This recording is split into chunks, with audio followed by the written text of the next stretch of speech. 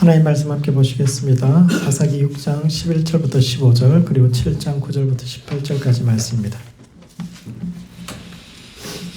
하나님 말씀은 구약 사사기 6장 11절부터 15절 말씀 그리고 7장 9절부터 18절까지 말씀입니다. 6장 말씀부터 한 절씩 교독하시겠습니다. 제가 먼저 읽겠습니다. 여호와의 사자가 아비에셀 사람 요아스에게 속한 오브라에 이르러 상수리 나무 아래에 앉으니라. 마침 요아스의 아들 기드온이 미디안 사람에게 알리지 아니하려 하여 밀을 포도주 틀에서 타작하더니 여호와의 사자가 기드온에게 나타나 이르되 큰 용사여 여호와께서 너와 함께 계시도다 하매 기드온이 그에게 대답하되 오 나의 주여 여호와께서 우리와 함께 계시며 어찌하여 이 모든 일이 우리에게 일어났나이까. 또 우리 조상들이 일찍이 우리에게 이르기를 여호와께서 우리를 애굽에서 올라오게 하신 것이 아니냐 한 그 모든 이적이 어디 있나이까. 이제 여호와께서 우리를 버리사 미디안의 손에 우리를 넘겨주셨나이다 하니 여호와께서 그를 향하여 이르시되 너는 가서 이 너의 힘으로 이스라엘을 미디안의 손에서 구원하라. 내가 너를 보낸 것이 아니냐 하시니라. 15절 함께 읽겠습니다. 그러나 기드온이 그에게 대답하되 오 주여 내가 무엇으로 이스라엘을 구원하리이까. 보소서 나의 짐은 므낫세 중에 극히 약하고 나는 내 아버지 집에서 가장 작은 자니이다 하니. 7장 말씀도 한 절씩 교독하시겠습니다. 7장 9절부터 18절까지 말씀 한 절씩 교독하시겠습니다. 제가 먼저 읽겠습니다.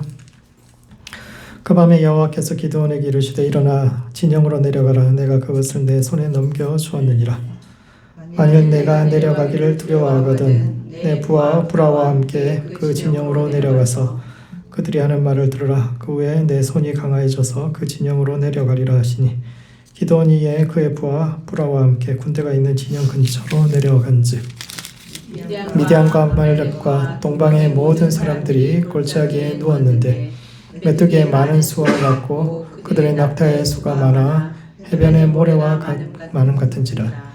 기드온이 그곳에 이른 적 어떤 사람이 그의 친구의 꿈을 말하여 이르기를 보라 내가 한 꿈을 꾸었는데 꿈에 보리떡 한 덩어리가 미디안 진영으로 굴러들어와 한 장막에 이르러 그것을 쳐서 무너뜨려 위쪽으로 엎으니 그 장막이 쓰러지더라.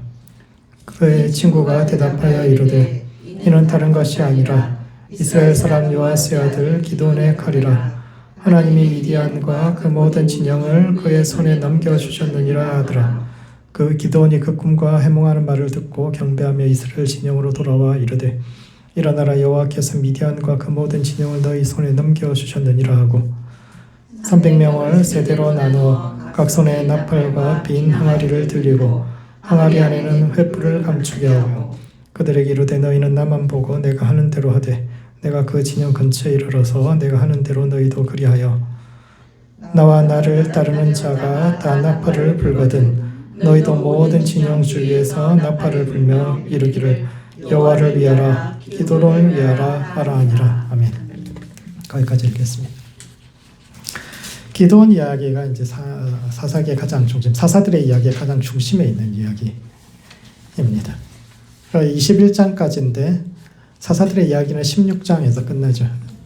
그리고 그 중간인 8장이 이제 기드온과 그의 아들 이야기, 6장부터 쭉 시작되는 기드온의 이야기가 가장 7명의 대사사 중에 가장 중간에 있는 네 번째 있는 대사사이기도 하고 그의 이야기가 사실은 사사기의 중심인데 딱 나누어서 인생 전반부는 굉장히 좀 모범적인 그래도 모범적인 사사 후반부는 약간 좀 문제가 있는 사사 이렇게 그의 인생도 나뉘게 되는데 오늘은 그의 전반부 이야기를 통해서 기드온의 이야기가 오늘을 살아가는 우리의 삶과 신앙의 던지는 의미가 무엇인지에 대해 함께 생각해보는 시간을 갖도록 하겠습니다. 첫 번째 우리의 무너진 내면을 치유해야 합니다. 기드온이 미디안의 대군 앞에서 망설일 때 하나님께서 내려가서 그 진을 정찰해보라고 말씀하셨고 이에 부하와 함께 갔다가 보리떡 한 덩어리가 미디안 진영으로 굴러와서 장막을 무너뜨리는 꿈 이야기를 듣고 돌아와 300명의 용사 앞에서 일어나라 여호와께서 미디안과 모든 진영을 너에게 주리라 이렇게 말했는데 이것은 첫 번째 한 마음으로 하나님을 섬겨야 합니다. 기드온 시대 이스라엘을 괴롭힌 사람들은 미디안 족속들인데 이들은 어제의 동지입니다. 모세의 장인 이드로는 미디안의 제사장으로서 이스라엘 백성들이 광야를 건너서 약속의 땅에 이를 때까지 그 길을 안내했던 사람이고 그리고 모세 장인이 함께 와가지고 이스라엘 백성들과 약간 거리를 두고 그 남쪽에 그 후손들이 살았습니다. 그러니까 이스라엘 백성들하고 형제 관계에 있는, 그러니까 뭐 사돈 관계에 있는 그런 집안이고, 뿐만 아니라 드보라 시대에 함께 손잡고 가나안 왕 야빈에 맞서 싸웠던 어제의 동지이기도 합니다. 지난주에 함께 나눴다시피 가나안의 군대 장관 시스라의 목을 베어서 이스라엘에게 결정적인 도움을 주었던 야엘이 이 미디안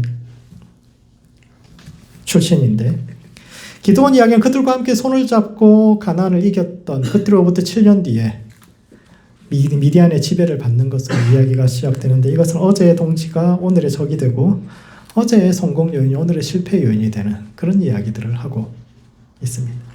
사사시대의 문제의 본질은 외부의 침입이 아니라 형제의 관계를 맺었던 그 사람들하고도 관리가 잘 안 되는 거예요. 그러니까 함께 뭔가를 잘하고, 어제 함께 싸웠으면 순식간에 사이가 나빠지거나 그럴 수가 없잖아요. 뭔가 서로 관계를 잘하고 그렇죠. 그렇게 했어야 되는데, 세상은 자꾸 변하는데 계속적으로 옛날에 머물러 있어가지고 여전히 자기들은 크고 미디안은 뭐 작은 부족인 것처럼 자꾸 가나안이 괴롭혔듯이 그런 식으로 하니까 결국 싸우다가 이렇게 상황이 틀어지는데, 이것은 기드온, 그러니까 세상이 변하는데 이것을 따라가지 못한 내부의 생각, 내부의 실패요. 그 내부의 실패를 가져오는 요인이 과거의 성공에 머물러 있기 때문인데, 이것은 기드온 이야기도 이제 마찬가지로 기드온 이야기가 그렇게 시작해서 그렇게 끝납니다. 기드온 이야기는 기드온이 포도주 즙 틀에서 타작하는 것으로 시작됩니다. 미디안 사람들이 쳐들어와서 식량을 뺏어갈까봐 좁은 포도주 틀에 숨어가지고 막 타작하느라고 그렇게 하고 있는데, 그때 여호와의 사자가 나타나서 큰 용사여, 여호와께서 너와 함께 하신다라고 말씀하셨는데, 이것은 전쟁을 하라라는 부르심이죠. 큰 용사여 라는 것은 일어나라 용사여, 군사를 모으고 미디안과 맞서 싸우라, 이렇게 하나님의 부르심을 받지만 기드온은 그 자리에서 대놓고 저는 그럴 수 없습니다 이렇게 이야기하는데, 이게 기드온이 시대의 세태를 극명하게 보여주는 그런 사람입니다. 이전의 사사들은 하나님께서 말씀하시면, 하나님께서 직접 말씀하시거나 또는 천사를 통해서 말씀하시면 어떻게 반응합니까? 다들 온유로 뭐 말씀하시자마자 즉시 일어나서 순종했거든요. 그리고 바로 전에 사사였던 드보라나 바락 같은 경우는, 바락은 물론 뭐 조건을 붙이죠. 당신이 나와 함께 가지 않으면 난 가지 않겠다. 근데 함께 가면 가겠다. 조건을 붙여서라도 순종을 했는데, 기드온은 처음부터 딱 잘라서 거절합니다. 하나님 저 못합니다 하고 딱 잘라서 이야기합니다. 그는 자신이 순종할 수 없는 이 두 가지 이유도 분명하게 되는데, 한 가지는 우리가 하나님께 버림받은 백성이기 때문이고, 다른 한 가지는 나는 그런 일을 할 만한 능력 없는 사람, 능력이 있지 않기 때문이라고 이야기합니다. 자기는 이스라엘 12지파 중에서도 힘없는 므낫세 지파 출신이고, 므낫세에서도 가장 작은 가문 출신이기 때문에 나는 그런 일을 할 만한 사람이 아닙니다 라고 이야기할 뿐만 아니라, 이스라엘 백성은 하나님으로부터 버림받은 백성이기 때문에 그 일을 할 수 없습니다 이렇게 이야기합니다. 과거에는 우리가 하나님 백성이었을지 몰라도 지금은 아닙니다.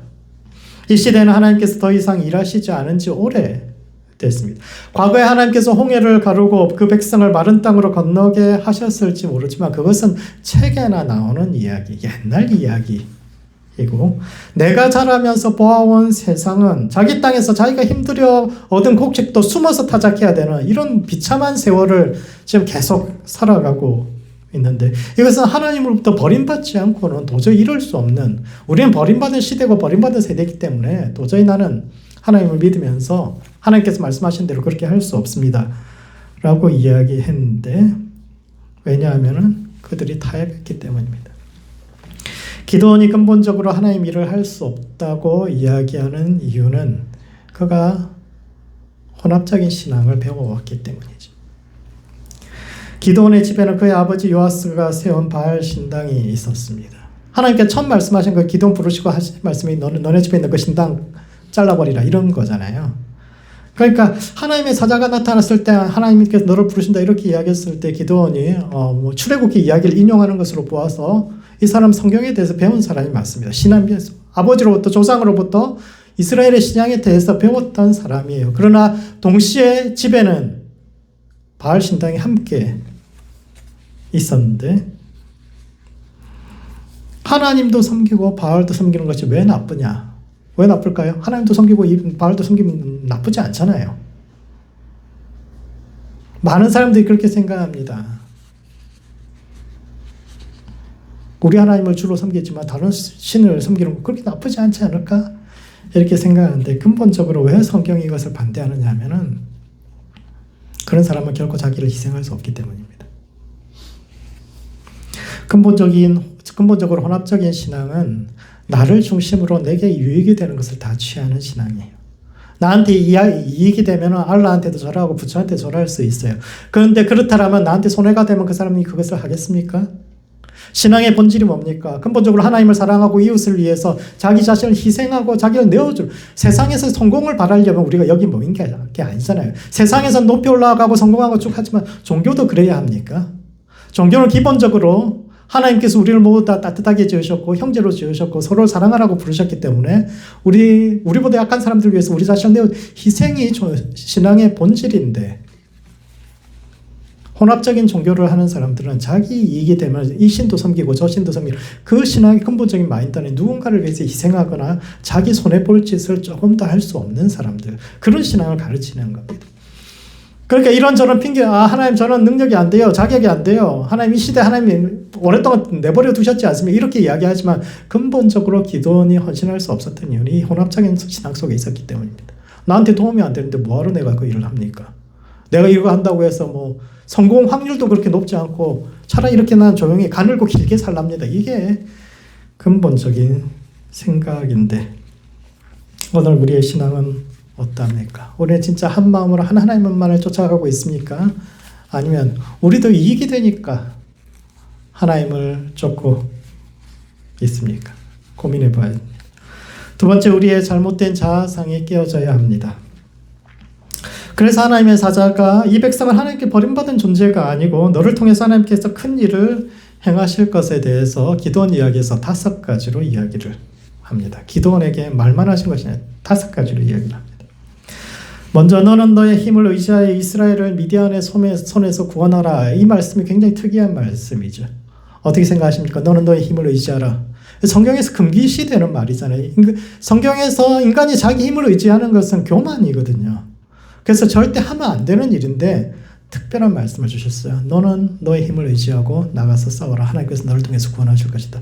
이미 세상을 구원할 힘을 너한테 주셨다라는 특별한 말씀을 주셨어요. 너는 나가면 이길 수 있다. 이게 특별한 말씀을 주셨죠. 두 번째는 말씀의 확성을 줍니다. 그러니까 기도원이 믿어지지 않는 거예요. 하나님께서 과연 너를 쓰실까? 과연 내가 나가서 싸워서 이길 확신이 안 드는 거예요. 그래서 이제 그 천사에게 제안을 합니다. 내가 가서 잠시 여기 기다리면 내가 집에 가서 음식 가져올 테니까 드시고 가시라고. 그리고 들고 와가지고 음식을 드립니다. 그런데 그 천사가 그 음식을 바위 위에 올려놓고 지팡이를 탁 쳤더니 확 불길이 일어나서 고기랑 국하고 싹 사라집니다. 그리고 그 천사가 온데간데 없어요. 이게 뭐냐 하면은 옛날 사람들의 마인드 안에는 하나님의 천사는 음식을 먹지 않는다. 진짜 천상적인 존재는 음식을 먹지 않는다는 생각이 있어요. 그래서 나한테 와서 내게 뭐라고 이야기를 하는 이 사람이 하나님께서 진짜 보내신 천상적인 존재인가, 하늘의 영적인 존재인가, 아니면은 그냥 어떻게 열심히 기도하다가 계시받은 선지자 같은 사람인가. 정말 이 사람이 내게 전하는 것이 하나님께서 직접 하는 굉장히 영적인 그게 궁금했던 거예요. 먹으면은 선지자, 안 먹으면 천사 생각했는데 거기다 대놓고 탁 쳤더니 어떻게 됐습니까? 번제가 되는 거예요. 번제가 된다는 것은 뭐냐면 이스라엘이 전투에 나가기 전에 하나님 앞에 제사 드리고 나가거든요. 자, 이것은 하나님부터 직접적으로 온 명령이고, 그리고 이제 네가 제사를 드렸으니까 너 이제 나가야 돼. 딱 그러고 사라져버린 겁니다. 이게 두 번째 기적이, 이것도 기적이죠. 하나님께서 정말 내게 직접적으로 영적으로 말씀하시는구나. 두 번째를 경험하게 됩니다. 세 번째 기도는 하나님의 영이 임하는 것을 경험하게 됩니다. 사사기에는 하나님의 영이 임한 사사가 딱 4밖에 없습니다. 첫 번째가 온니엘이고 두 번째가 기도원입니다. 사사기에는 영이 임한 것이 무엇인지에 대해서 자세히 기록하고 있지는 않아요. 근데도 아마도 영이 임했다면 어떤 걸까요? 뭔가 평소에 느껴지지 않던 큰 힘이 느껴지거나 카리스마가 본인이 그것을 경험할 수 있고 주변 사람들도 알 수 있는 뭔가가 임했다라는 거예요. 그게 뭔지 정확히 이해하면 좋겠는데 어쨌거나 영이 임했어요. 다른 사람이 보기에도. 그럼에도 불구하고 그 사람이 나가지 않습니다. 그 영이 임한 뒤에 그 기도원이 했던 이야기가 뭐냐면 하나님 그러면은 양털을 놓을 테니까 여기만 젖어 있고 새벽에 땅은 마르게 해주세요. 4번째 시험을 한 겁니다. 하나님 그렇게 해주셨어요. 그랬더니 5번째 시험을 하죠. 그러면은 이번에는 주변은 젖어 있고 양털은 마르지 않게 했어요. 이렇게 5번 시험을 했고 5번 이야기를 했어요. 그것을 이루어 주셨어요. 하나님께서. 기도는 이 특별한 은혜에도 불구하고 여전히 움직이지 않습니다. 하나님 정말 저에게 승리를 주실 겁니까? 하나님이 엄청난 기적이잖아요. 사실 양태지 기적도 그렇고 뭐 음식이 사라진 것도 그렇고 엄청난 기적이잖아요. 그럼에도 불구하고 여전히 그가 움직이지 않습니다. 그런데 7장에서 아주 놀라운 변화가 일어납니다. 하나님께서 그러면 미디안진에 내려가서 그 사람들이 이야기하는 걸 들어보라고. 그래서 내려갔어요. 내려가서 들었더니 둘이 꿈 이야기 하는데 이야기하기를 내가 꿈을 꿨더니 보리떡 하나가 떼굴떼굴 굴러오더니 천막을 탁 쳤더니 천막이 무너지더라. 이야기하니까 그 이야기 듣고 돌아와가지고 사람들한테 뭐라고 이야기하냐면은 하나님께서 미디안을 우리에게 주신다. 이야기를 하는 겁니다. 근데 사실 이해가 되지 않잖아요. 이게 뭐 놀라운 꿈입니까? 놀라운 꿈이죠. 놀라운 꿈인데 이게 뭐 양틀 기적만큼 뭐 신기한 기적입니까? 천사에게 바쳤던 음식이 그냥 사라지고 천사가 온데간데 없어요. 그것보다 더 놀라운 기적입니까? 그냥 꿈 이야기예요. 근데 그 꿈 이야기를 듣고 미디안이 뭐라고 이야기해요? 5번이나 하나님께서 놀랍게 말씀하셨는데도 움직이지 않던 그가 가자 이길 수 있다 이렇게 이야기하거든요. 32,000명의 군대가 있을 때도 우리가 이길 수 있다는 확신이 들지 않던 사람인데 300명 데리고 그때 미디안 군사 숫자가 13만 5천 명이 모여 있었거든요. 1인당 400명씩 죽여도 못 다 죽이는 그런 그건데 그러니까 32,000명이 모여도 13만 5천이면 뭐 4대1인데 한 사람당 넷을 죽여야 겨우 이길 수 있는 전투인데 자신이 없어가지고 안 움직이고 있던 그 사람이 이 꿈 이야기 듣고 갑자기 하나님께서 우리한테 승리를 주신다 막 이렇게 가자 이긴다 막 이렇게 이야기하고 아주 놀랍잖아요. 왜 이 사람이 이렇게 변했을까요?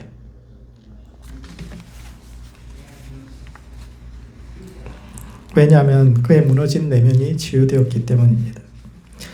이 꿈이 사실은 기도원이 늘 생각해왔던 자기 인생에 대한 생각인 거예요.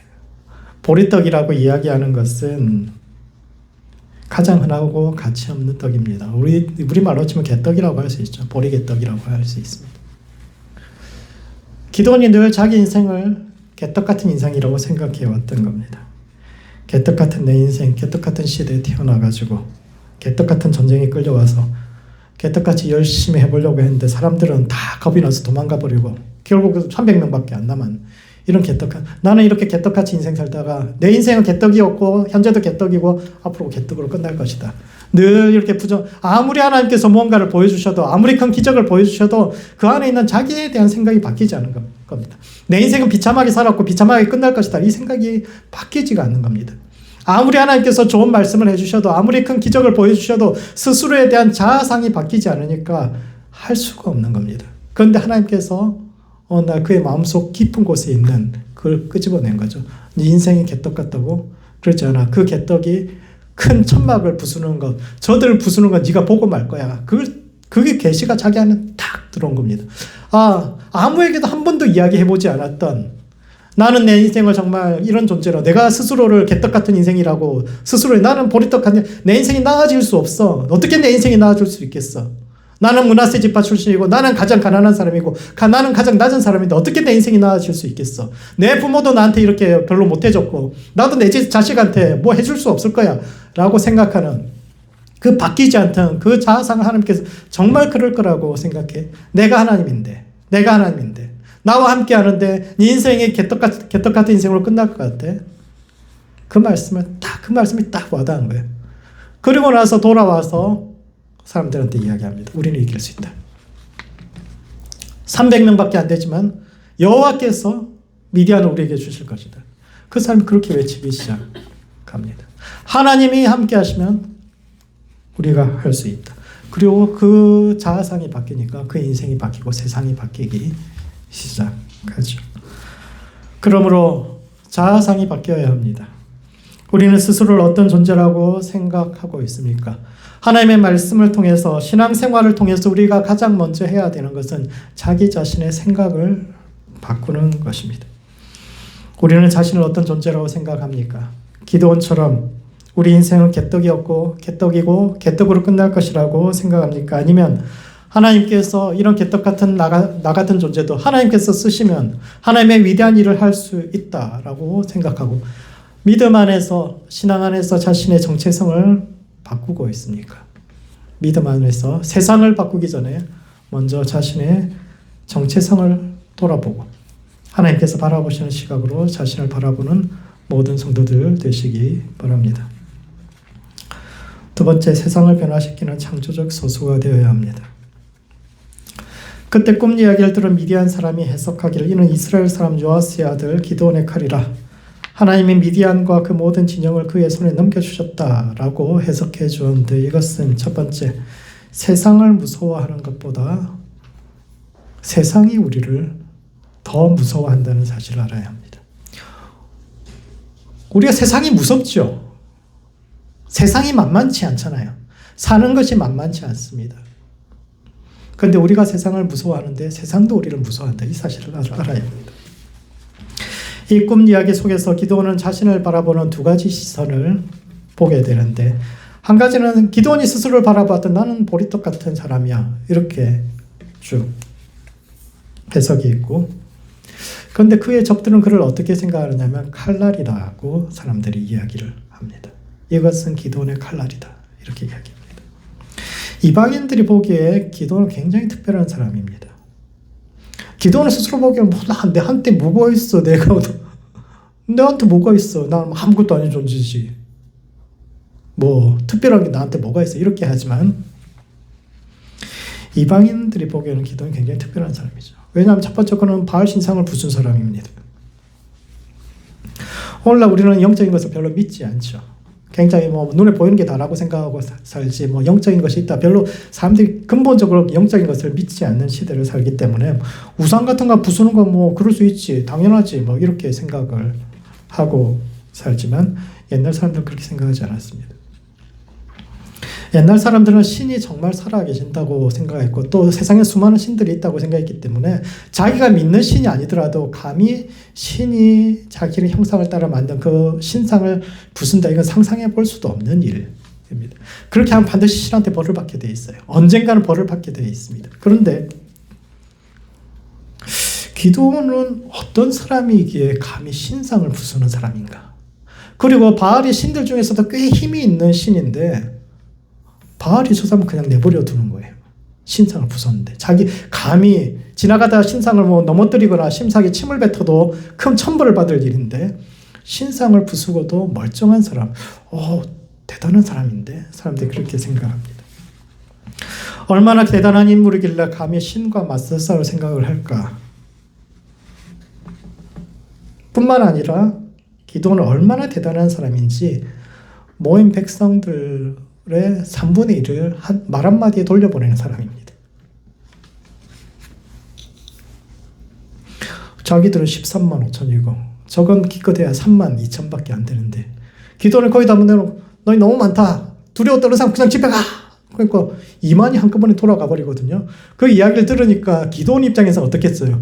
가란다고 가냐? 진짜 갈 줄 몰랐던 거예요. 기드온은. 두려워 떨는 사람 가버리니까 기드온 입장에서 이러니까 내 인생이 개떡같지 이런 생각할 수밖에 없는 거예요. 아니 목숨 걸고 전쟁하러 왔으면 끝까지 한번 싸우더라도 보고 도망가든지 하지.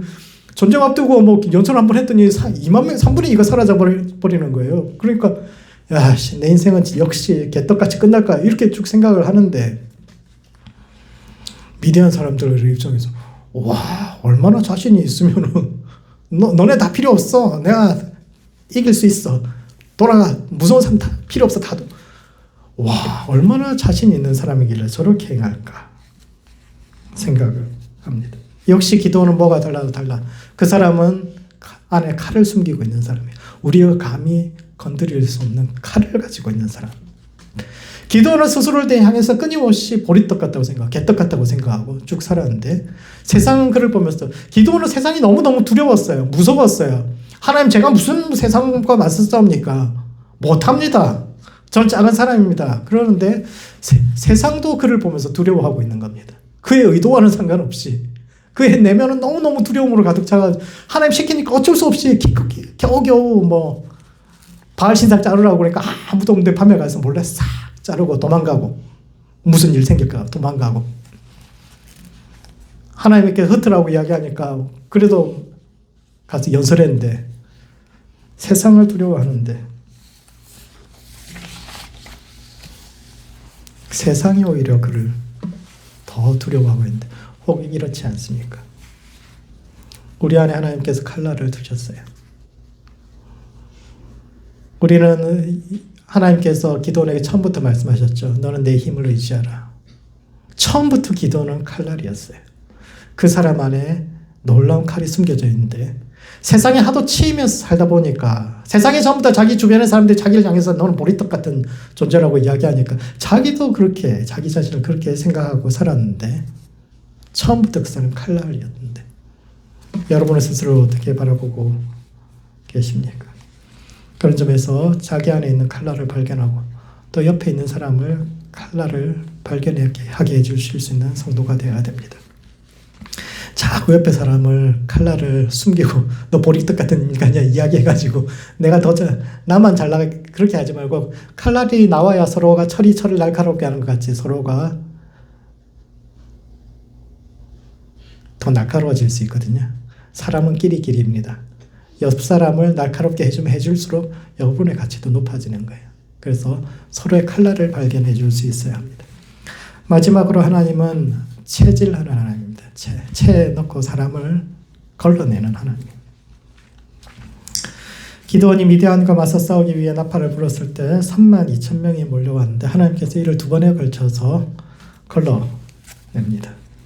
먼저 기드온이 처음 걸러낸 방식은 기드온이 그들 앞에서 누구든지 두려워 떠는 자는 길르앗 산에서 떠나 돌아가라 라고 외쳤는데 재밌는 것은 기드온이 서 있는 곳이 길르앗 산이 아니라는 거예요. 성경에 따르면 그가 서 있는 곳은 하롯셈 근처요. 길르앗은 저 요단강 건너편에 있는 땅입니다. 저 요단강 동편에 저 멀리 있는 땅. 그런데 갑자기 거기서 대놓고 사람들한테 모여가지고 두려워 떠는 사람은 길르앗을 떠나 돌아가라. 왜 이런 이야기를 했을까요? 하롯셈 곁에서 떠나가라 이렇게 이야기하지 않고 왜 길르앗산을 떠나 돌아가라 이렇게 이야기했을까요? 왜냐하면 이 말 자체가 하나의 격언입니다. 요단강 동편은 이스라엘 백성들 두 지파 반이 거기 남겨놓고 왔잖아요. 거기가 요단강 동편 최전선이에요. 사사기 초창기에 가장 많은 침입을 받았고 그래서 많은 사람들이 죽으면서 그 이스라엘 땅을 보호했던 최전방 기지가 길르앗산입니다. 그래서 수많은 사람들이 죽고 희생하면서 끝까지 지켜낸 그 땅이 이제 길르앗산, 그 최전방에 있는 그 산이거든요. 따라서 그 길르앗산에서 두려워 돌아간다라는 것은 지금까지 우리 조상들이 지켜온 그 땅을 포기하자라고 이야기하는 사람이고 그렇게 말하는 사람 하나님 백성 될 자격이 없는 사람인데 그 말을 듣고 3분의 2가 돌아갑니다. 기적이 일어난 거예요. 기적이. 보통 일반적으로 전투를 앞두고 사령관이 이런 연설을 하면은 사람들의 피가 끓기 마련입니다. 어차피 이길 거라고 생각하고 오지 않았거든요. 싸워야 하니까 온 사람들이에요. 저기 13만 5천명 모였는데 기껏해서 뭐 훈련된 정규군들도 아니고 하나님께서 나팔 불렀으니까 싸우다가 우리가 여기서 죽어도 우리 후손들은 그래도 어느 정도 방파제를 역할을 해주고 어느 정도 적들을 죽이고 해야 우리 남은 사람이라도 우리 가족이라도 편안하게 살지. 우리가 여기서 다 죽어도 그렇게 해도 우리 후손들이 살 수 있다면 그러면 우리가 희생해야 그 생각으로 다 모인 사람들인데 그 중에 3분의 2가 기드온이 가라고 했잖아 하고 가버린다는 이게 정말 놀라운 기적입니다. 원래 적들이 쳐들어와서 나팔 불면은 다들 지팡이라도 들고 나와서 싸우러 가는 것은 마을에서 몇 명씩 가는 거예요. 그리고 그 사람들 돌아올 거라고 생각 안 하는 거예요. 그런데 그 사람들이 와서 기드온이 한마디 했다고 3분의 2 돌아간다. 이것도 놀라운 기적입니다. 사사기는 책 전체를 통해서 하나님 백성이 누군가를 질문하고 있으며 기도원 이야기에서도 두 번의 시험을 통해서 참 하나님의 백성, 어떤 사람이 하나님의 백성인가를 이야기하고 있는데 첫 번째 하나님 백성에 제외되는 사람이 두려워서 떠는 사람입니다. 너무너무 무서워. 세상이 너무 무서워서 감히 세상과 싸울 생각을 하지 못하는 사람은 그런 사람 하나님 백성 될 자격이 없다라고 이야기하고 아무리 아는 것이 많고 아무리 신앙을 열심히 잘 알고 주일날 열심히 교회 다니고 쭉 그렇게 해도 하나님을 위해서 자기 인생을 바치고 세상의 잘못된 것과 맞서 싸울 그런 사람이 아니라면 하나님 백성 될 자격이 없다라고 이야기하는 것이고 첫 번째는 두려워 떠는 사람이고 두 번째로 구분해내는 사람이 어떤 사람인가 하면은 겁이 없는 사람이에요. 겁이 너무 많은 사람도 안 되고 겁이 너무 없는 사람도 안 됩니다. 기드온이 남은 10,000명을 데리고 훈련한 후에 물가로 내려가서 물을 마시게 했을 때 손으로 움켜쥐어서 물을 입에 대고 물을 마신 사람 300명 빼놓고 9,700명은 다 무릎 꿇고 고개를 쳐박고 마시든지 물에 뛰어들어가지고 막 입으로 마셨던 그런 사람들, 그 사람들 다 제외했는데 왜냐하면 그 사람들 너무 용감한 사람들이라서 그래요. 현대사회는 야생동물을 보기가 힘들기 때문에 물가에서 물을 마실 때 주의할 필요가 없어요. 사람을 위협하는 존재가 없잖아요. 계곡에 가서 물 마실 때 걱정하면서 마시는 사람 있습니까? 인간을 위협하는 존재가 없기 때문에 겁이 없어요, 지금은. 그런데 옛날에는 그렇지 않습니다. 서울에도 호랑이가 막 튀어나오고 그래서 조선시대 불과 몇백 년 전까지만 해도 사람들이 산을 넘어가는 것이 힘들어했어요. 우는 애한테 호랑이 와서 잡아간다 그러면 다 울음을 그칠 정도로 1년에도 몇 명씩 마을에서 호환을 당하던 그런 시대인데 이스라엘도 마찬가지입니다. 특히 이스라엘은 뭐 나일강이나 이집트나 이스라엘에도 악어가 살아요. 강에. 악어 잘 안 보이잖아요. 함부로 고개 쳐박고 물 마시다 어떻게든 끌려 들어갑니다.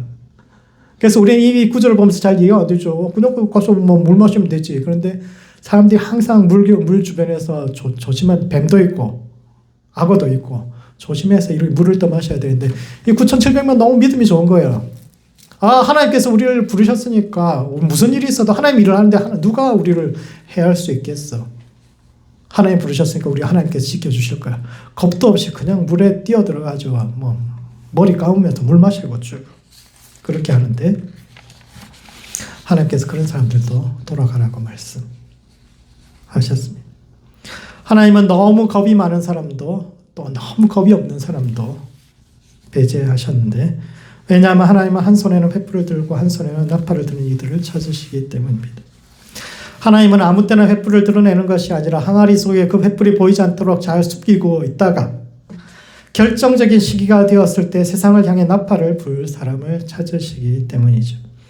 하나님은 소수지만 어두운 세상 속에서도 하나님을 향한 믿음과 그러니까 숨겨야 할 때 숨을 수 있고 그것을 드러내야 할 때 드러낼 수 있는 균형을 갖춘 사람을 하나님이 찾으신다라는 겁니다. 세상을 무서워할 줄 알고 세상 무서운 줄 알아야 되죠.